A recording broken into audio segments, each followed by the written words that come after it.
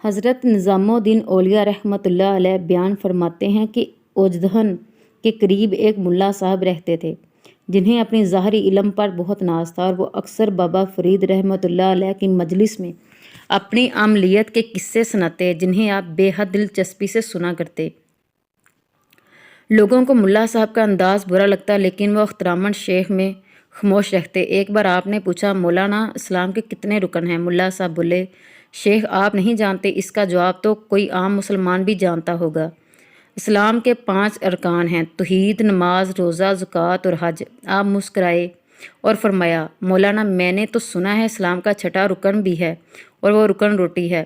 ملا صاحب ایک دم بھڑک اٹھے، استغفر اللہ، آپ نے بالکل غلط سنا۔ آپ نے تحمل سے فرمایا، لیکن میں نے تو معتبر اہل علم سے سنا ہے۔ یہ سن کر ملا صاحب اٹھ کھڑے ہوئے اور قرآن کریم کی وہ آیت تلاوت کی جس کا ترجمہ ہے، نصیحت کرنے کے بعد ظالم قوم کے پاس مت بیٹھ، لہٰذا میں چلتا ہوں۔ بابا فرید رحمۃ اللہ علیہ بھی کھڑے ہو گئے اور محبت سے ملا صاحب کا ہاتھ پکڑا اور فرمایا، مولانا اختلاف رائے اپنی جگہ، لیکن ہم سے ناراض ہو کر تو نہ جائیں۔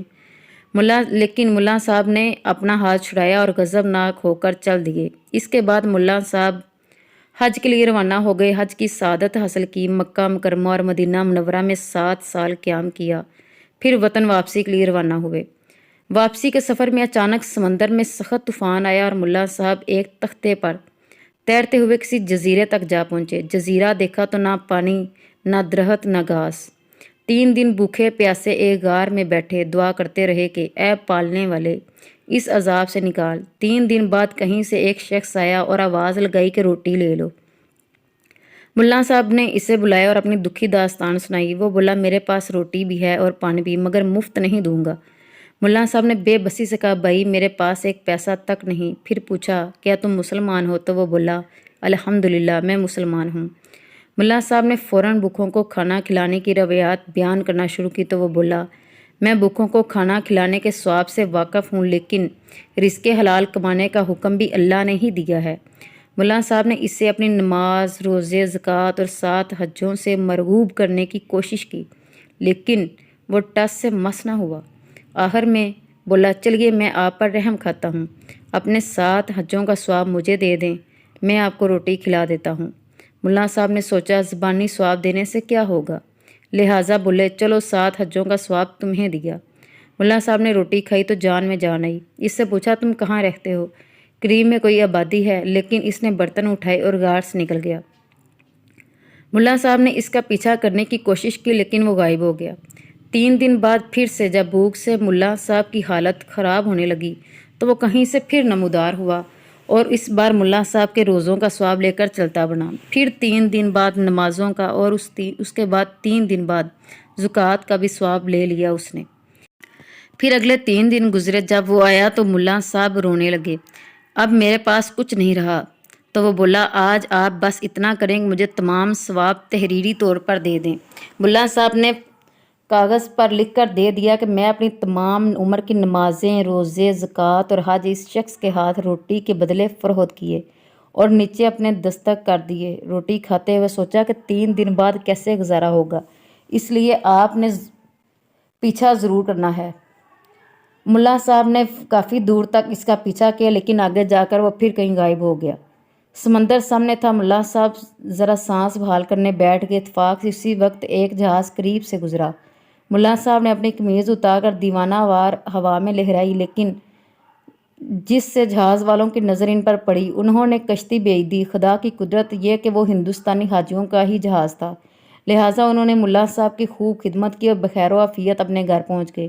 کچھ دن بعد وہ اپنی عبادت و ریاضت کا حال سنانے بابا فرید کی خانقاہ پہنچے۔ بابا فرید نے کھڑے ہو کر استقبال کیا اور فرمایا، ملا صاحب بہت عرصے بعد تشریف لائے۔